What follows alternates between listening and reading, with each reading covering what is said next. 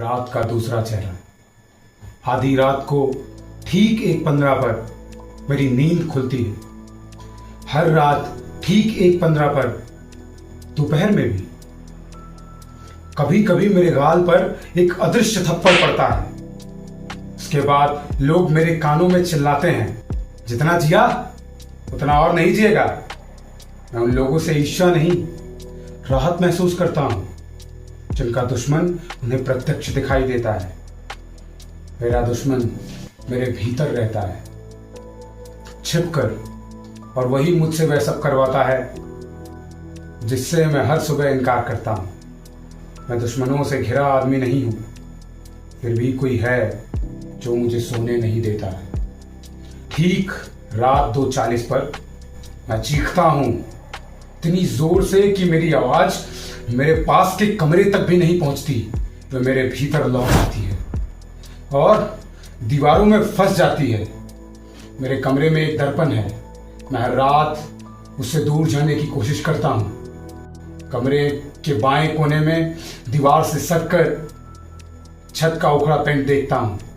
या बिस्तर पर लेटे लेटे पंखे को, उसका गहरा लाल रंग धीरे धीरे मेरे पलकों पर उतर आता है, जो ना मुझे सोने देता है ना पूरी तरह जगने देता है। उस दर्पण में हर रात एक दूसरी दुनिया खुलती है। मैं आधी जिंदगी रात में जीता हूं, आधे दिन में। दोनों जिंदगियां एक दूसरे को नहीं पहचानती। मैंने उस भाषा को समझना चाहा जो मेरी समझ से बाहर थी, जो अंधेरा होते ही मेरे कानों में उतर आती थी। वो काले सन्नाटे मुझे मारते नहीं, बस अगली रात के लिए जिंदा छोड़ देते हैं। सुबह होने से पहले जो लोग सोते हैं वो जीने के लिए सोते हैं, मैं नहीं। मैं इन रातों से सहमत नहीं हूं। मेरे सपने मेरे हैं, वहां का अंधेरा मेरा है, वहां के लोग मेरे हैं। यहाँ के लोग जिंदा रहने के लिए जीते हैं। मैं जीता हूं ताकि जिंदा लोगों के भीतर कुछ बचा रह सके। सपने, यादें और अपने। अब ठीक 4:22 होने को है। मेरी आंखें भारी होने लगी हैं, आवाजें धीरे धीरे कम हो रही हैं।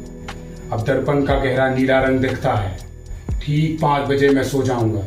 फिर मेरी जिंदगी का एक दिन समाप्त होगा और मैं एक बार फिर अगली रात के लिए जिंदा बच जाऊंगा। शायद इसी का नाम जिंदा रहना नहीं, जिंदा बचना है। धन्यवाद।